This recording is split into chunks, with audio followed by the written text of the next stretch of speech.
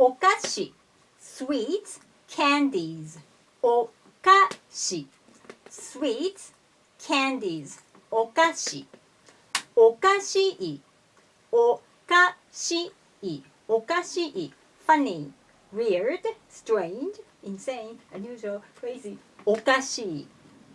Okashi, okashi, okashi, okashi. So we can say お菓子がおかしい。お菓子がおかしい。This sweet is weird, or bad, or rotten, or moldy, or something. These sweets are weird. なんかこのお菓子おかしいよ。あら、昨日買ったばっかりなのにおかしいわね。お菓子がおかしい can also mean that sweets are funny or the sweets are strange. And おかしい is an adjective, so we can add it before nouns. It's grammatically correct to say おかしいおかし。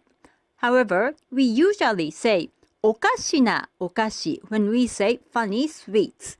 おかしな is a different word from おかしい, but its meaning is the same. おかしな doesn't have conjugations. It's always placed before nouns. Don't worry about it too much. This is just an exercise for the Japanese speech accent. Good luck with your studies. 頑張ってください。